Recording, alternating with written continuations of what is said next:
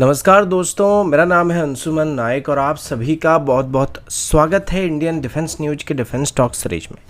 जहां पर हम रोज नए नए डिफेंस अपडेट्स के बारे में बात करते हैं। तो चलिए देर न करते हुए आज की वीडियो शुरू करते हैं।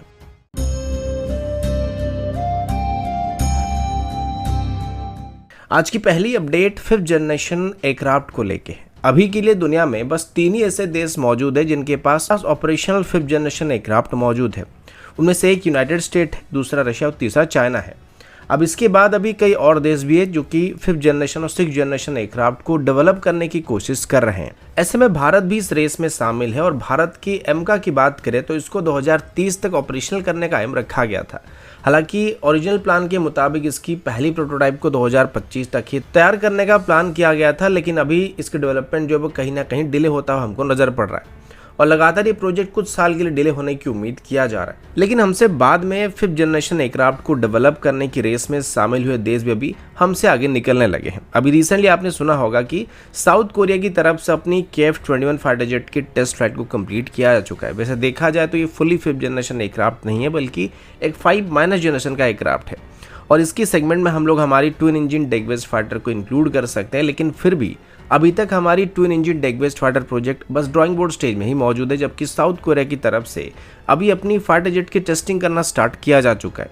अब दूसरे तरफ रशिया से S-400 सिस्टम को खरीदने के बाद टर्की को यूनाइटेड स्टेट की तरफ से F-35 प्रोग्राम से बाहर कर दिया गया था और उसको F-35 खरीदने से इनकार कर दिया गया था।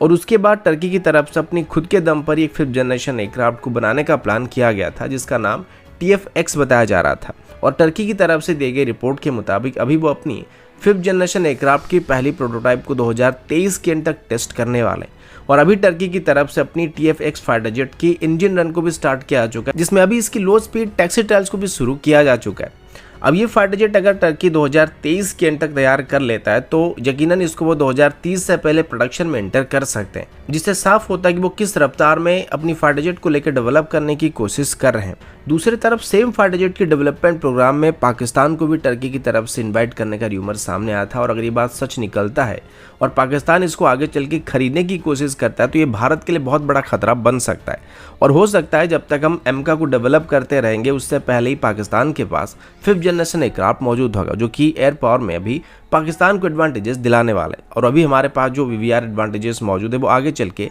हो सकता है हमारे पास नहीं रहने वाला है। अगला अपडेट इंडियन नेवी की तरफ से, और अभी हम इंडियन नेवी की न्यूक्लियर सबमरीन टेंडर के बारे में बात करने वाले हैं। आप सभी को कल ही मैंने बताया था कि भारत की तरफ से अभी 6 न्यूक्लियर पावर अटैक सबमरीन्स को यानी कि SSN को अपनी सर्विस में शामिल करने का प्लान किया गया था, जिसमें कल फ्रांस की तरफ से अपनी बैरकूडा क्लास की सबमरीन की डिजाइन और पंप जेट प्रोपल्शन सिस्टम को भारत को अपनी SSN प्रोग्राम के लिए ऑफर करने की बात सामने आई थी। लेकिन अभी कुछ अनऑफिशियल सोर्सेज की तरफ से ये क्लेम किया जा रहा है कि शायद अभी भारत की तरफ से अपनी प्रोजेक्ट 77 यानी कि अपनी SSN प्रोग्राम के अंदर खरीदे जाने वाले सबमरीन के नंबर को थोड़ा रिड्यूस किया जाने वाला है और जो पहले 6 सबमरीन को खरीदने का प्लान किया गया था उनको अभी 3 तक कम किया जाने वाला है। जबकि ओरिजिनल प्लान की अगर बात करें तो उसमें कहीं पर भी ऐसी कोई अपडेट नहीं दिया गया था, यानी कि 6 न्यूक्लियर पावर अटैक सबमरीन को खरीदने का प्लान किया गया था, उनको फेज वाइज मैनर में इंडक्ट करने का प्लान किया गया था। क्योंकि किसी भी न्यूक्लियर सबमरीन को बनाने के लिए काफ़ी पैसे लगते हैं तो इसको अरेंज करने में हमको काफ़ी वक्त लगता है और इसी वजह से गवर्नमेंट की तरफ से कहा गया था कि इनिशियली 3 सबमरीन को बनाने के लिए अप्रूवल को दिया जाएगा, जिनको 2030 से 2035 के बीच इंडियन नेवी को डिलीवर कर दिया जाएगा और उसके बाद एडिशनल 3 सबमरीन को खरीदने के लिए अप्रूवल दिया जाएगा और उनको 2040 से 2042 के बीच इंडियन नेवी में इंडक्ट किया जाएगा, जो कि टेक्निकली हमारे इनिशियल 3 सबमरीन के मुकाबले थोड़े एडवांस सबमरीन होने वाले हैं। तो अभी भी वैसा ही कुछ प्लान चल रहा है, लेकिन अभी इसकी जो नंबर को रिड्यूस करने वाली बात सामने आई थी फैक्चुअली इनकरेक्ट होने वाला है, क्योंकि पहले से ही 3 और 3 करके 6 सबमरीन को खरीदने का प्लान किया गया था, ना कि 6 में से 3 घटाकर 3 सबमरीन को खरीदने का प्लान किया गया था। अगला अपडेट इंडियन एयरफोर्स की तरफ से है और अभी हम इंडियन एयरफोर्स की मेन फाइटर एयरक्राफ्ट यानी कि Su-30 MKI के बारे में बात करने वाले हैं। सुखोई यानी Su-30 MKI को भारत ने मेनली एयर सुपीरियरिटी फाइटर के तौर पर इस्तेमाल करने के लिए खरीदा था, लेकिन टेक्निकली मल्टीपल एयरक्राफ्ट की तरह लगभग हर तरह के काम को कर सकता है और हर तरह के वेपन को फायर कर सकता है और ये पूरे इंडियन एयरफोर्स में अकेला ऐसा एयरक्राफ्ट है जो कि ब्रह्मोस मिसाइल को कैरी कर सकता है और इसी वजह से इस एयरक्राफ्ट में स्टैंड अप स्ट्राइक करने की काफी क्षमता मौजूद है और ये बात इंडियन एयरफोर्स अच्छी तरीके से जानता है। अब साइज में बड़े होने की वजह से सुखोई का रडार क्रॉस सेक्शन काफ़ी ज़्यादा होता है, जिस वजह से दुश्मन काफ़ी दूरी से इनको डिटेक्ट कर सकते हैं और इसी वजह से हम लोग दुश्मन की एरिया में जाके हमला करने के लिए इसका इस्तेमाल नहीं कर सकते हैं। लेकिन अगर इसके पास long range land attack capability मौजूद हो तो ये दुश्मन को काफ़ी नुकसान पहुंचा सकते हैं और ये भारी गोला बारूद के साथ भी टेक ऑफ कर सकते हैं। इसी वजह से डिफेंस एक्विजिशन काउंसिल की तरफ से खास करके हमारे सुखोई फ्लीट के लिए एक indigenous long range stand weapon को डेवलप करने के लिए प्रोजेक्ट को पास किया जा रहा है। इसके अंदर अभी एक इंडिजिनस लॉन्ग रेंज वेपन को डेवलप किया जाएगा जो कि शायद हमारी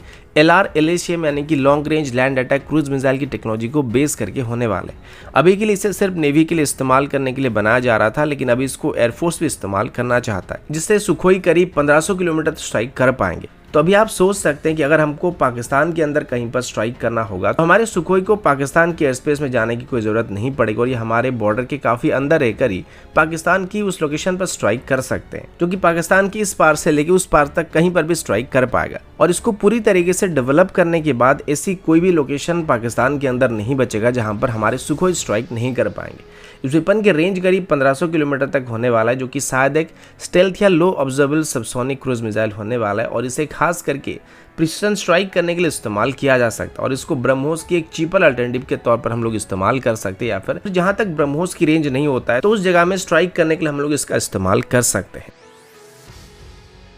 अगला अपडेट न्यूक्लियर अटैक सबमरीन्स को लेके। भारत काफ़ी पहले से Russian origin nuclear attack submarines को ऑपरेट करता आ रहा है, जिनको हम INS चक्र के नाम से जानते हैं, और इनको लीज पर लेके भारत की तरफ से ऑपरेट किया जाता है। इसी क्लास की जो आखिरी वेसल था उसको 2012 में भारत की तरफ से 10 साल के लिए लीज पर लिया गया था, लेकिन 2021 के आसपास इसकी रिएक्टर में कुछ मेंटेनेंस इशू सामने आ गए थे, जिस वजह से INS चक्र को भारत की तरफ से अपनी ड्यू डेट से लगभग 1 साल पहले रशिया को वापस कर दिया गया था। क्योंकि अगर हम इसको रिफिट करने के लिए भेजते तो इसमें हमें कोई खास एक्स्ट्रा फायदा नहीं होने वाला था और बस 1 साल के लिए हम इसमें एडिशनल पैसे इन्वेस्ट करना नहीं चाहते थे।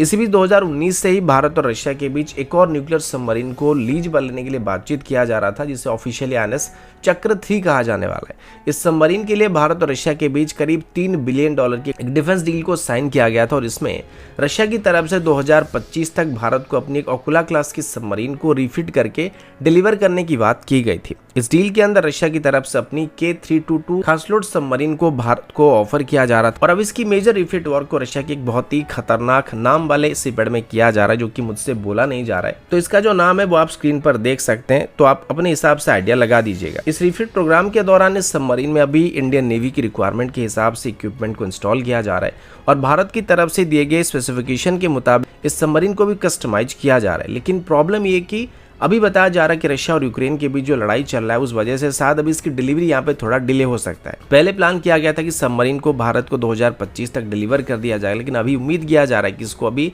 2027 के आसपास भारत को डिलीवर किया जा सकता है। ओरिजिनल प्लान के मुताबिक इसकी शेड्यूल रिफिट जो है 2024 के एंड से पहले ही कंप्लीट होने वाली थी, जिसके बाद इसकी सी ट्रायल को कंप्लीट करके इसको 2025 में भारत को डिलीवर किया जाने वाला था। लेकिन अभी उम्मीद किया जा रहा है कि इसकी जो रिफिट वर्क है वो पूरा होते होते 2025 से 2026 तक का टाइम लग जाएगा, जिस वजह से इसकी सी ट्रायल को कंप्लीट करके इसको भारत को डिलीवर करने में हमको एडिशनल 1 से 2 साल लग सकते हैं। तो दोस्तों अभी के लिए इतना ही, मिलता हूँ आपसे अगले वीडियो में, तब तक के लिए जय हिंद, वंदे मातरम।